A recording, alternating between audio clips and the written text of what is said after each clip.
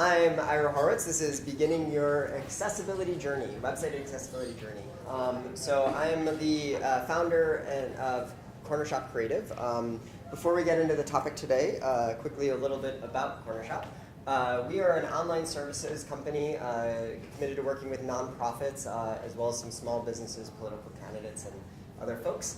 We mostly design and build websites, but we also do lots in the online marketing space. So we work with products like Engaging Networks as well as several others to help nonprofits utilize them most effectively, implement fundraising strategy, communication strategy, as well as just making things look nicer in those platforms, which oftentimes can be a difficult challenge for most people. So that's Corner Shop. And we also do a lot of CRM integration. So if you have anything that needs to move from different systems, getting data from Engaging Networks to another system, or displaying it on your website, or moving it into Engaging Networks, we have all sorts of tools that do that and specialize in a lot of that fun work.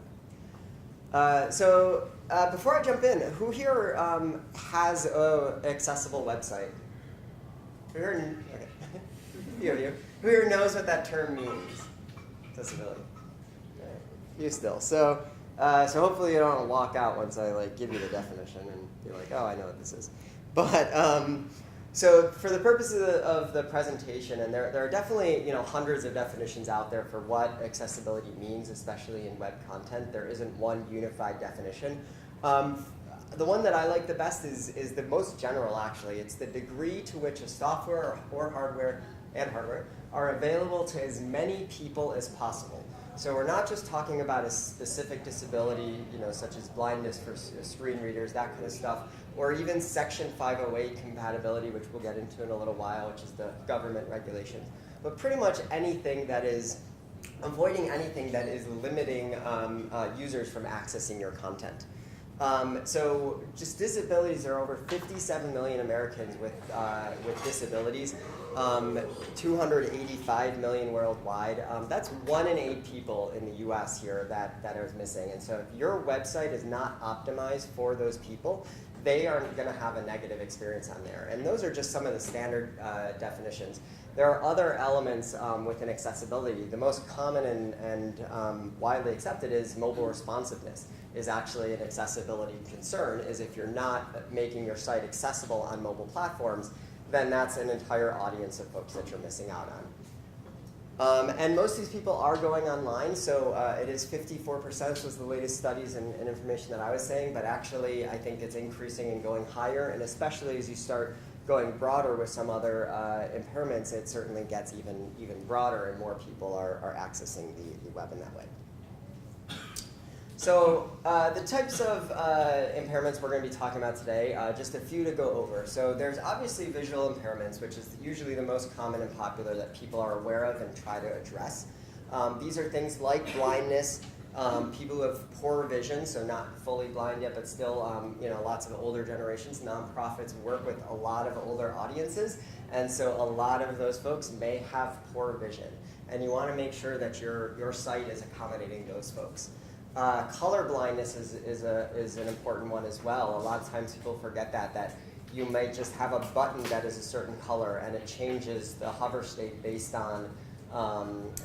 just only on color. And somebody who's colorblind may not be able to see that change in state. So things like that are important. And then it's mostly for devices and stuff, but you have to worry about screen glare. That's an accessibility concern with everybody, and certainly there are colors or things that you can even do when programming your sites to make sure that it's going to minimize that glare if somebody's looking at it in a bright environment. So we'll go in a bit more into how you have to address some of these concerns, but there are quite a few concerns there with some of the visual impairment. Motor impairment is the next one, and these are things like tremors, slowness, or loss of control. They're usually caused by diseases like Parkinson's, muscular dystrophy, cerebral palsy, those kind of diseases that impact how people can function, how they can move with their hands. Obviously, strokes are a major concern as well as even just plain exhaustion. And with a lot of these motor impairments, these are ones that people forget, and this is really when you start using your user experience testing and making sure that it is accessible for people. So you don't want content really close together or two links that are basically right on top of each other, because people may have difficulty. I'll pick on Blackbaud's Lumine Online right now, where my biggest pet peeve is they include a cancel button on every one of their forms, and it's styled exactly like the submit button. It's right next to that submit button, and it's, it looks exactly the same. And somebody with some motor impairments could very easily, I'm certain it's happened, clicks that cancel button instead of the submit button. So you want to be avoiding situations like that where you might cause confusion based on text or issues being so close together.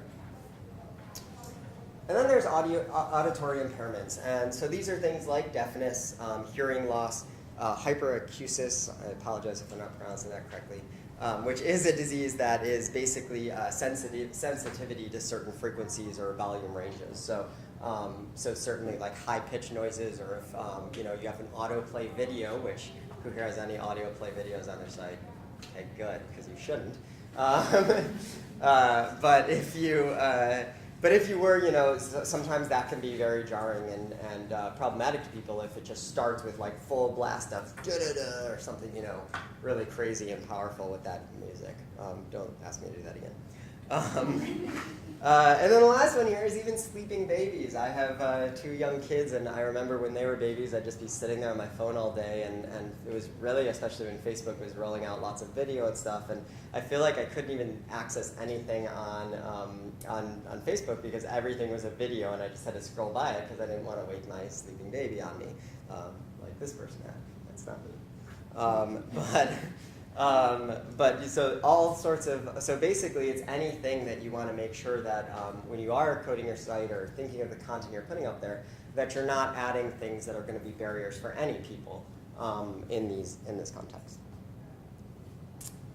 And lastly is the cognitive impairments. So these are developmental disabilities like dyslexia, ADHD, boredom like that cat.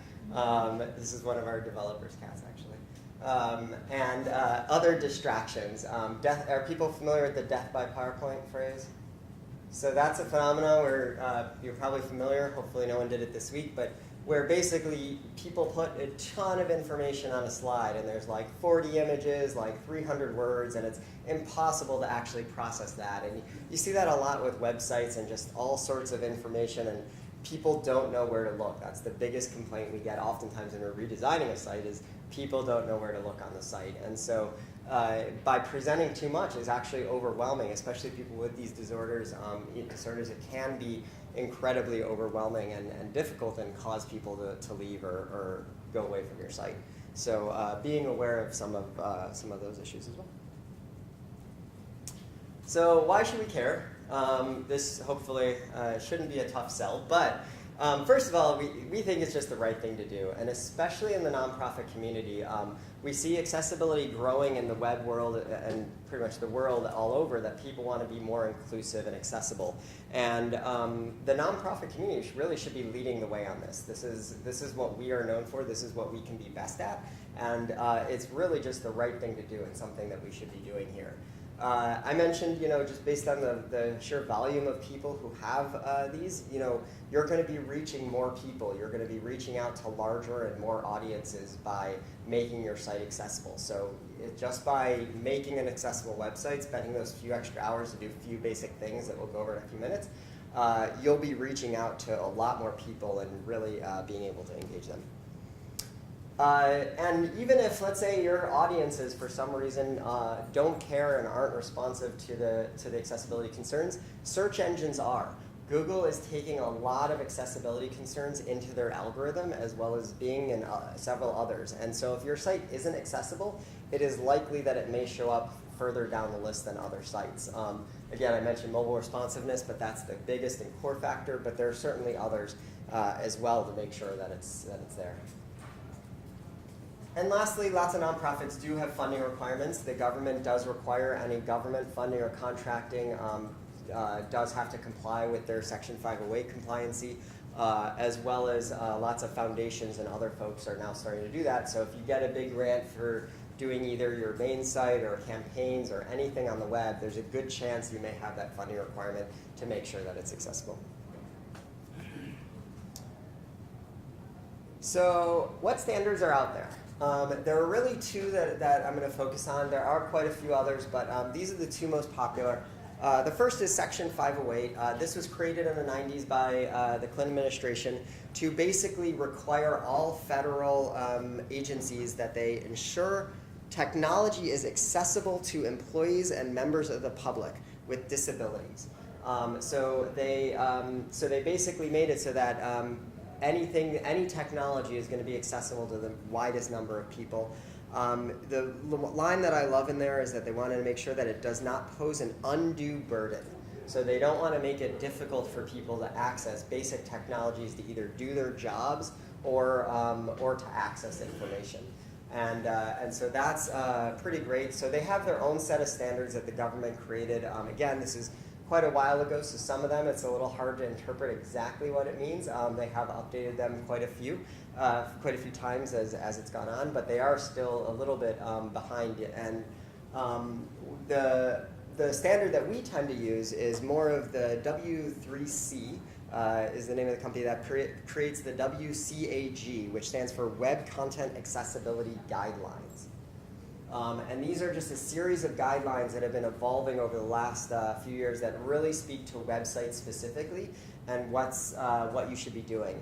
And there are actually 3 different levels, A, AA, and AAA. And basically each level is just different sets of requirements or things. And the big thing that I'm going to be focusing on is that it's not that you haven't, I know I started by asking that question of if you have an accessible site or not, but really it's not even, doesn't even have to come down to that accessibility can be a spectrum. Anything you do is better than nothing. And there are certain different levels of accessibility with the standards these days that you can do. And so the level A standards are a little more basic, just some basic things like making sure you have alt tags or standard things like that, whereas each level gets a little more difficult. It is possible that there are some things in the AAA that you may not even be required to do, and therefore you can't get that AAA accessibility standard because it's just not achievable, which is totally fine. And so the point really is that anything you do is better than nothing, and so just implementing as many of these you can and trying to get as good as possible with your standards. W3C came out with new, the 2.1 version just in June, so it's pretty new. And as part of that, there were 17 additional success criterias. I don't know them off the top of my head. I'm not going to recite them. I'll give you a link at the end where you can look at them. But they are really great standards. They're just, again, continually improving those and making sure that they're updated, which is really great for the accessibility community to make sure that it's always staying on top of newer impairments or disorders or different new technologies that are coming out and making sure that, again, they're just accessible to everyone.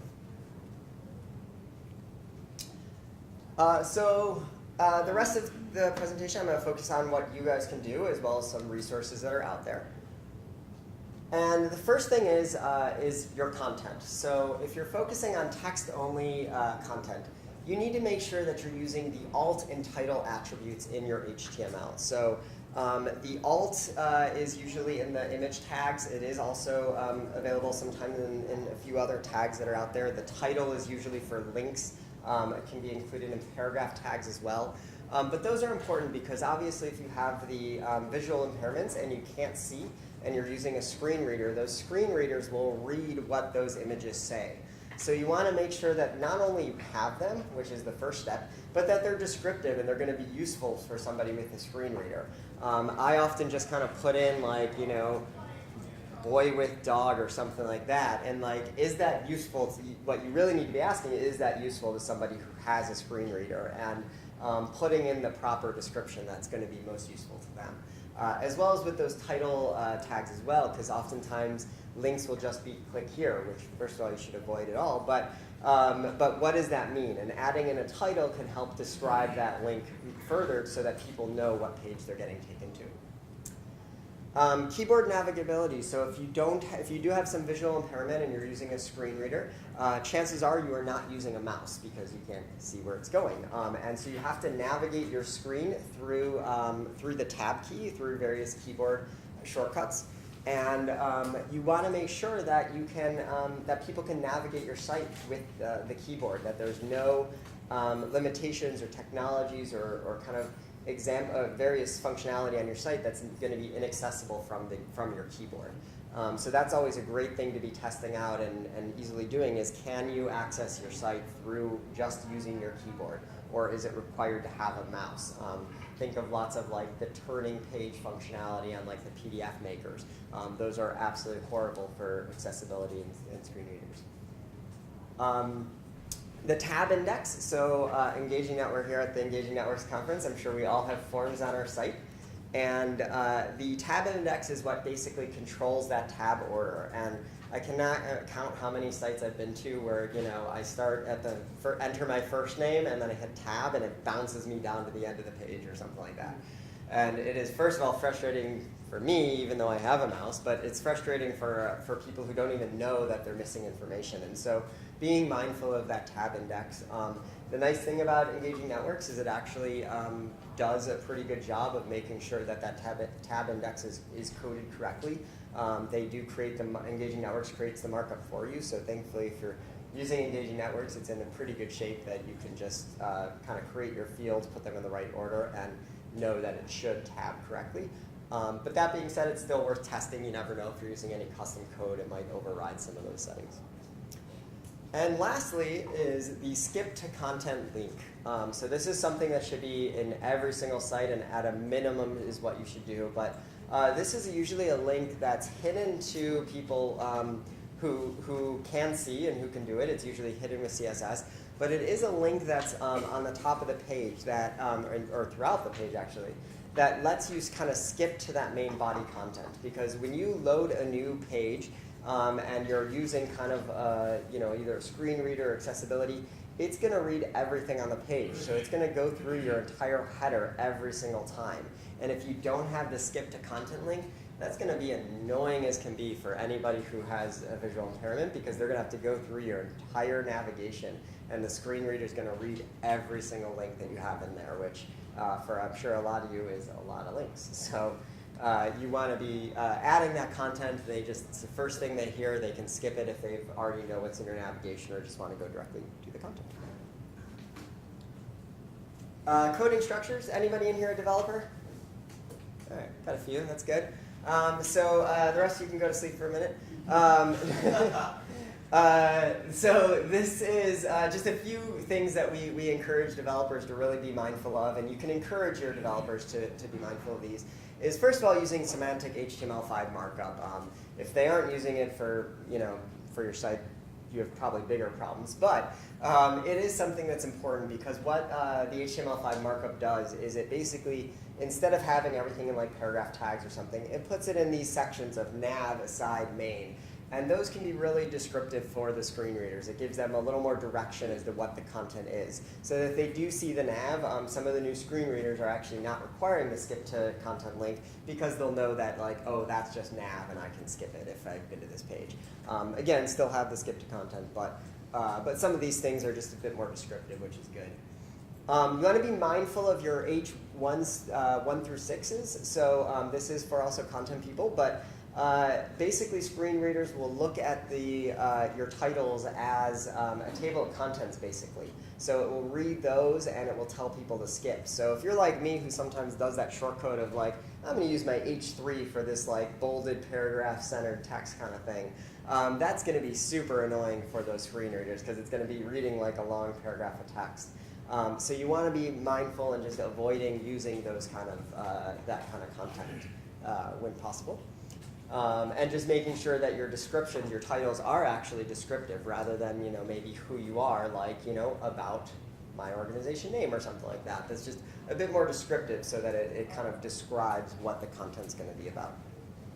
And last thing is extending with the ARIA roles. So ARIA roles are accessible, rich internet application suites. It's a It's a way that some coding tools that have improved accessibility, especially around dynamic content, and some of the advanced user interface controls and things like that that are being programmed into websites these days. So developers should definitely be looking up with what the ARIA roles are and how they can be incorporated in the site when you're developing.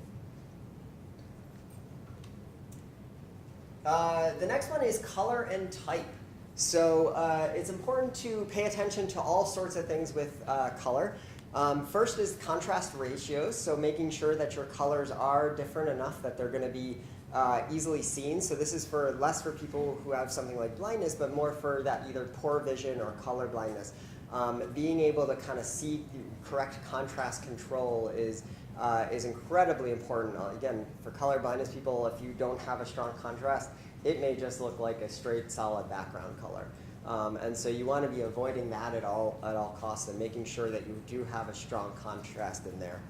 And especially keeping in mind with font sizes. So contrast ratios are different for larger text versus font regular font size. So the WCAG standards had contrast between about 3:1 ratio for larger text and 7:1 for kind of paragraph text. So that's usually where you want to stay. Again, the best ratio that you can come up with is certainly good, so that people do have strong accessibility there. I mentioned earlier, but you want to use more than color to note differences or emphasis. So if you're, just want to put something in red as like, this is really important, and you don't do anything else like bold it or anything like that, people, screen readers may not recognize that, and so you might have a tough time with that. The hover state on buttons is the big one. If that's the main thing that's denoting a state that it's clickable, then it may not necessarily pass any accessibility standards there. And avoid all caps. Does anybody know how a screen reader would read like all caps?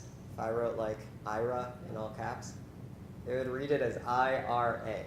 And that may mean something completely different than if I were trying to say my name. So, which is a fun one to choose. But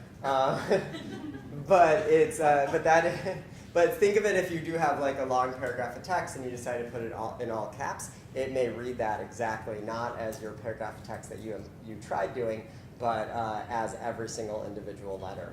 So that would get very annoying to somebody. So again, trying to avoid all caps.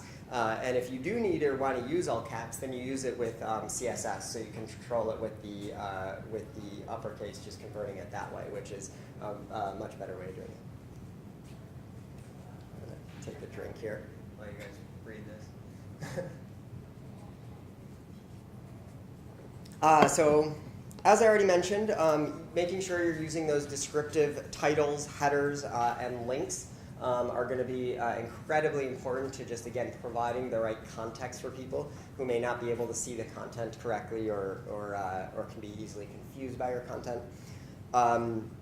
Don't reference things by position. That's a common thing of where people will say, see the sidebar on the left and you'll get this content. If people can't see the left or don't know which is left or what's there, that's going to be a huge barrier for them, and they're not going to be able to access your content. I kind of already mentioned, but watch out for the click here, because people don't know what the click here means. It's often better to say something like, click here for content about, or just even, donate today. Instead of saying click here to donate, like just say donate today, and people can do that. I do prefer the combined method, having both click here and what they're clicking for. Depending on your content, how that'll look or what you're asking, it may not be as nice. So certainly using it, but avoid just the click here, because that is not descriptive. People don't know what they're clicking on and can certainly be a barrier. And lastly, avoiding hiding elements with CSS. So even though people who can see will not see the elements that you're hiding, screen readers still will. They don't know it. They just look at your markup and they don't look at CSS, because CSS is specifically for styling, and if they're reading it, they don't care about the styling. So the most common thing, we're doing it on my site. I have a screenshot in here later, pics on my site.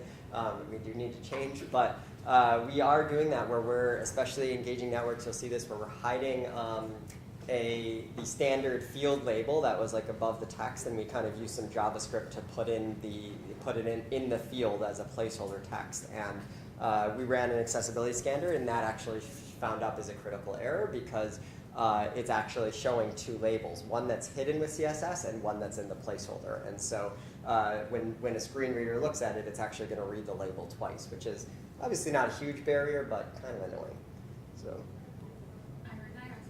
Yeah. So the screen readers ignore CSS except for when it's all caps. Well, so it'll still ignore it even when it's all caps. It's just that the visual people who are seeing it will still see the CSS as all caps. So.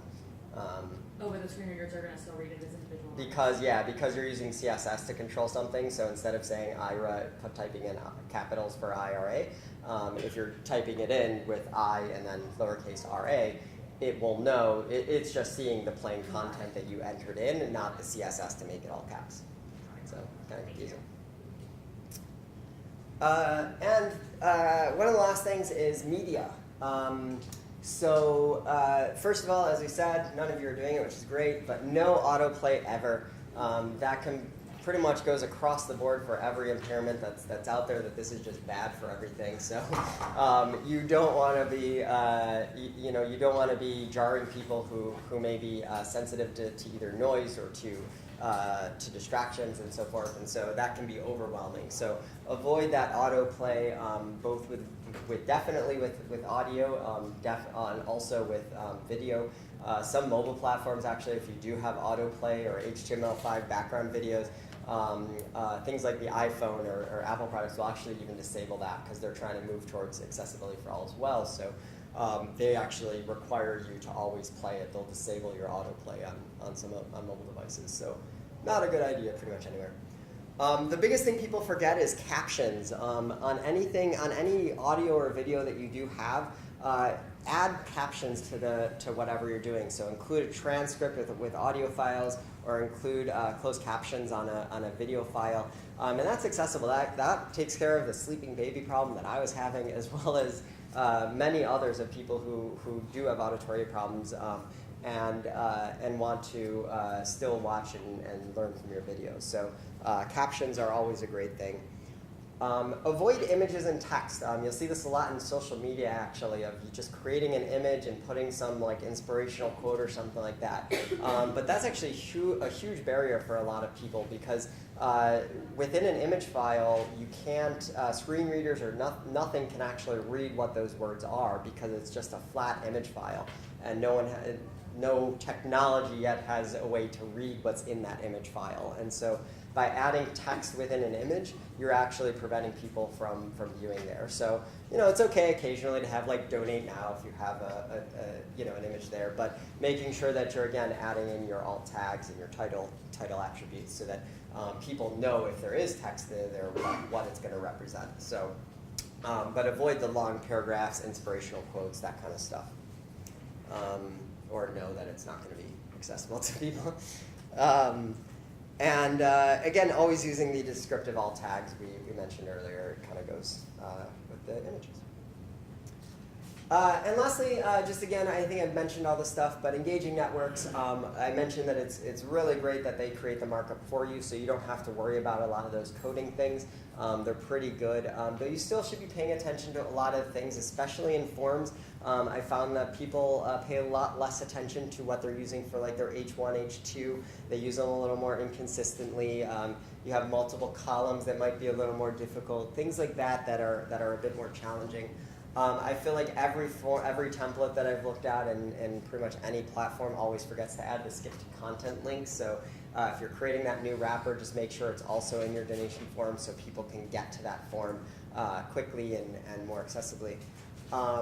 And then, as I mentioned, the hiding, if lots of people will hide those standard labels and move them to kind of placeholders in the fields, and again, that's just a huge barrier for accessing content.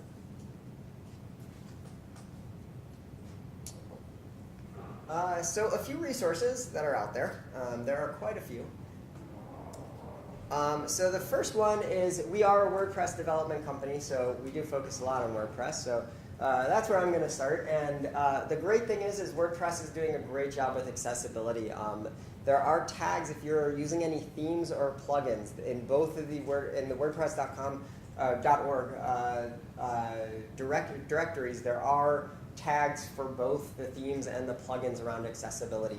And so if you're looking for a new plugin, I would recommend looking for that tag to make sure that it's accessible, or only searching the accessible ones first just to do it. And if it's not accessible, looking to see if there's an equal one that might be accessible, just to make sure that you're, again, providing those technologies, if you're not the one creating them, that you can make sure that they're accessible as possible. So my favorite checker to see, to analyze and look and see if your site is accessible is to use the wave from webaim.org. So you can just go to webaim.org, and you basically get a screen where you can enter any URL you want, and it will analyze that specific page for you. And so you can see here's what it comes up. It comes up with the, I've got a laser pointer, that's awesome. So it comes up with the critical errors in red, the potential errors in yellow, the good features in green, and all sorts of things that'll help with accessibility and kind of analyze and tell you how you're doing. It includes your screenshot of that page as well as like what things are good. So it called out my H1 and saying that hi there is my H1, which is really nice. This is the one critical error that I identified. It's a little bit covered up, but it is reading it because we moved that first name into the field, and we're hiding with CSS the label first name that appears above it. And so a screen reader would read this. It says that it is more than one label associated with it. So it's basically recognizing it having two labels, and that screen reader actually can get confused and doesn't know which label to read, even though they're both the same. So, so this is a great tool. It checks pages. It's free, open to anybody. So certainly a great place to start if you're just looking to do a little bit or see how accessible your site is. The next one is there's a great Chrome extension called Spectrum. If you just Google for this or look in the extensions directory, this is a cool add-on. It adds a little button to your browser, and it lets you kind of change the color vision for these various things. I honestly do not know what half of them are, but there are different ways that people may be accessing your content. I chose the low contrast one, and especially Engaging Networks has lots of different colors, lots of beautiful colors. And actually it looks really good low contrast. So if somebody does have some visual impairments, then they're looking at things or need to look at things with low contrast, this is what the Engaging Networks site would look like. And so still looks really nice, so Engaging Networks did a good job so far, which is nice with their contrast. But it does test a bunch of things and is a really great plugin to be looking at, or extension. The other is the WCAG Luminosity Contrast Ratio Analyzer. Awesome name. And this is both an extension as well as a web app, but it basically lets you kind of choose your background color. You enter your background color, you enter your foreground color, and it tells you what the aspect ratio is, how it looks on large text, medium text, and then regular text. You can see these two colors actually did fail. They did well at higher font sizes, but did not do well at the regular font size. So depending what you're doing, if you're programming your site that it's going to actually be closer to a 14 or 18 point font size for your standard font, then this may actually be decent, and you might be able to get away with it. What this tool does that I actually love about it is it does provide other suggestions. So it knows that we want to have a white background, so it provided a couple other suggestions that are okay and would look a little better. So you can just quickly swap those out into your CSS, even use like the Chrome browser, and just make sure that they look nice for your font size, or for your font colors. So this is always a great thing that, again, if you're doing any branding or playing with, when you're doing a redesign, looking at your font colors, making sure you've determined the right ones. This is also important in email. A lot of people will forget email throughout their work, and so a lot of times I've seen email fonts that are very light, have that white background and a very light gray, and those are sometimes harder to read and don't measure up with the right contrast ratio. Lighthouse is another tool. This is a good one, especially for developers, because it runs in the Chrome DevTools. So a lot of developers, when you're fixing something or working on a site, you probably already have the Chrome DevTools open. And so this is just an extra tool in those Chrome DevTools that runs an accessibility audit. And it's great. I know our developers use it a lot when they are actually coding and doing things, so that they make sure that they're not coding something that's going to be a violation of some accessibility standard. Which is why we don't memorize what every single one of all those new standards are, because this just tells us. And then there are literally hundreds out there. There are definitely screen reading tools. We have done engagements, and we know that there are ways that if you want to really use, if you are speaking to an audience who specifically does use certain screen readers, it's always good to get a sense of what screen readers they use and actually test in those environments. Or even ask them. That's a great way to engage your community, to get more people involved by asking them to test it themselves and provide the results and feedback. Do you have another question? Yeah, so I have a client that is a disability organization, and so we were just doing their year-end audit, whatever. Yeah. And one of the things we really noticed for email is they have a low open rate, extremely high click-through rates, and low response rates. So a question they have posed to me that I'm not posing to you is, do screen readers click every link? Or, is there something happening with a screen reader that will impact email metrics? Not that I know of, but it is possible, depending on the specific screen readers that they're using, it's possible that it might register. It does depend on the combined technology, and it's very possible they might be using some special email platform that does automatically open it. And so without knowing the specifics, it's hard to say, but it's possible, but unlikely. I'd say something else is going on. Yeah. Cool. Great. So. I don't have an answer. Thank Yep. you. Sorry. I mean, I don't. Yeah. Yeah. Thank you. We're happy to look at it and maybe test. Yeah, I'll talk to you later. But these are three good checkers. They're similar to that first one that I showed you, the Wave by AIM, but these are all really good ones, do slightly different things. The one that I personally like the best is Power Mapper. It is a paid one, but it does scan your entire site, which is really nice, so you don't have to do it page by page. Most of the others just still do the page by page, and especially all the free ones that I'm aware of only do a single page. So.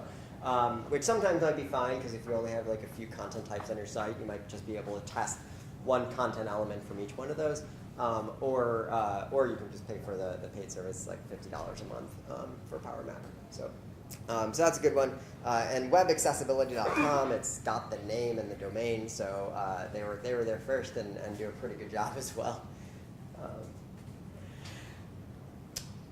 And then some helpful links. So these are the good ones if you want to know the specifics. Both Section 508 and the WCAG do have detailed and full websites about all standards that they currently are encouraging everyone to adhere by. And so those are definitely the places to look if you're interested in reading up more or figuring out what those specific criterion are, or what you need to be doing, as well as I included the link there to the 2.1 editions. So that's a nice list just to kind of see how it's evolving, where they're going, what standards they're most interested in. Are they addressing more hardware stuff, or are they addressing more software? It's always good to just kind of see the direction and look at patterns for where accessibility standards are going. So great sites, check them out. And so the last thing, just again, I want to reiterate that accessibility is not binary. You're not accessible or not accessible. There is a spectrum, and you really need to be doing anything you can. So if it's just simply adding a bunch of alt tags, that'll get you so much farther along than not having alt tags.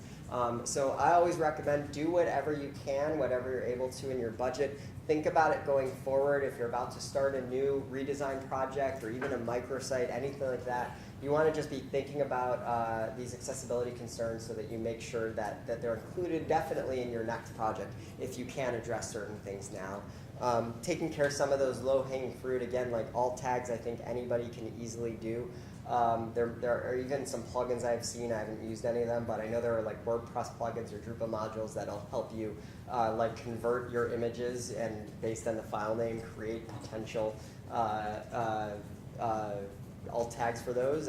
Again, I don't know how well they work, and they might be terrible, but again, something is better than nothing. And just, yeah, making sure that it's just kind of always in your plans and always in the back of your mind. The skip to content link was the other thing I was going to mention. If you do nothing else, I encourage you guys to make sure that you do have that, because again, that's one of the biggest hindrances for people using screen readers is that skip to content link, that you won't be able to kind of get past that navigation if you have that lengthy navigation. Compliance also isn't everything, so I encourage people to make sure you're balancing your usability concerns for everybody. So just because it is a regulation does not mean it may be the best for you. You have to think of your audiences and what you want to provide your supporters, and sometimes accessibility may not be the right approach. And limiting content to one audience so that you can have a better experience and more access for other and bigger audiences that are ideally and potentially your key audience. I don't encourage this often, but just making sure that you're doing that balance and really thinking strategically when you make any accessibility decisions. And again, anything is better than nothing. So again, do what you can, and hopefully we'll go from there. So that is all I had. I'm so happy to open it up to questions and go from there. Is there anything else we should be thinking about for social content besides photos that don't have a lot of text on them? That's the big one for social media, is really the photos is there. Looking at your specific platforms, making sure that you're in ones that are accessible themselves, so that if they do have specific accessibility concerns, I'm not exactly sure, but I'm sure Facebook probably has like a specific tool within it to help read the post or organize them differently for different accessibility concerns, and so addressing that. The video is the big one as well, as so many people post video content there and don't include the closed captioning. So I guess there's no option to add like an alt tag to an image on Facebook. no, not really. So that kind of makes it, you can't have images that's not related to it. Yeah, it's, I think using, again, I'm not exactly sure how some of the screen readers read in there, but using text with the image, so not just posting the image, but having some text to go along and describe it and explain it can be really helpful to them. Yeah, that's my client that we do this with. We have a typical kind of Facebook post around donating or whatever, and then in like brackets, say image, and use the alt text that we come up with like for the email or whatever. I have seen that. Yeah. Yeah, that's a great idea. Twitter has built-in captions as well. Yeah, that's what I thought Twitter is a little further. Any other questions? One quick question. You were focusing more on like skip to content part for accessibility, which is good. For example, because I work on landing pages which doesn't have any navigations, just not to distract users from like doing the main purpose of the landing pages. Do you think we still need the skip to content for that? It depends on the specific structure. It certainly can't hurt. If there's no content, they just skip like to the next thing, basically. So like if there's no header, but you never know what the screen readers will pick up too. That even if you do have like the logo file or even a donate link up there, it certainly can't hurt to include it. But it's probably not as necessary on things like landing pages because they are isolated. And same thing with that goes with a lot of EN templates. People do the same thing with donation forms or action forms. You don't want to distract people, and so you don't want your navigation up there. And so if your content is basically the first thing in the template, then it should be okay. But again, it can't hurt to include it. Yeah, and the other thing, like during the workflow, like design, UX, UI, and then coming to development, at what point do you guys like really look into like color contrast, check each and everything to make sure, is it when you do like UI or? Yeah, so accessibility concerns need to be done through the whole process. That if you're designing a site or building something, it needs to be from day one, really when you're starting with content, to make sure that your labels are accessible, they're descriptive, they're going to be transparent enough for everybody. With color contrast specifically, we do that in the design stage. We specifically present style tiles where we actually present those colors. And actually in our style tile, we present what that contrast ratio is to our clients, just so it's being proactive and making sure that it's out there so that we've kind of addressed their concerns. And we've seen that with actually a lot of clients' brands because we're inheriting the colors that they have. And we get it and realize that they are different, and we have to go back and forth and figure out, do you need a new brand or do you need something? So usually it's around that phase. But checking it throughout, because even those like style tiles, we kind of pick those colors. They may not, once you start interpreting that in design, we do check it again, and we do run it through some accessibility checkers, even the static mock-up, that'll kind of look at the various color contrasts throughout. And then as well, we run the various tools, the audit and stuff while we're building. So it really is, something that needs to be thought of throughout the whole process. It obviously can be done all at the end, but then it basically means redoing a whole bunch of work that you've already invested, which is just not fun for anybody. So, yeah, but good question. Any others? Cool. I think we're a little early, so. Any questions about anything else? Sure. At one point you were talking about like HTML semantics using proper semantic tags for like your content. Yeah. Because I have in the past I was creating emails where I wasn't using like H1, H2, but Yeah. just using TD, define everything and have like. Do you think like emails should be? Yeah, that's a great one. Emails are tough because every email platform will render it differently, and so it's always hard to know what they will actually read. And I'm certain like old versions of Outlook will not render if you're using more semantic markup. So. But since we are talking about like screen reader and things, like people who is like taken to the website from email probably is really using screen reader to read email Yeah. too. So. Yeah, so that to me really depends on your audience. Like if you're working with somebody that is a client that does have accessibility concern, they're a blindness organization, then chances are, yeah, you want to be using more of that semantic markup and that H1s and so forth in your email even if that means that it may be at the detriment of Outlook 2003 or something like that. But because chances are people aren't using those old devices and that they'll benefit more from the semantic markup in the more modern platforms. Or if, let's say, the opposite, you're at an organization that like only deals with, some government organizations that only look at email in Outlook 2003, then maybe that might be the priority and focusing on, you might not be able to use some of that semantic. So it really, to me, does depend on that audience and who do you think is going to be visiting. Yeah, sometimes with email, it is an and or an or. You really can't make everyone happy sometimes. But there are some things like every platform will look at H1s and H6s, and so at least that you have at least your table of contents. So definitely if you're doing an e-newsletter, 100% make sure you're having those headings because you don't want just like a wall of text in an email that people will have to go through everything and stuff if it's all done in paragraph tags or tables. So. Using those H1s, H2s, and email e-newsletters is important.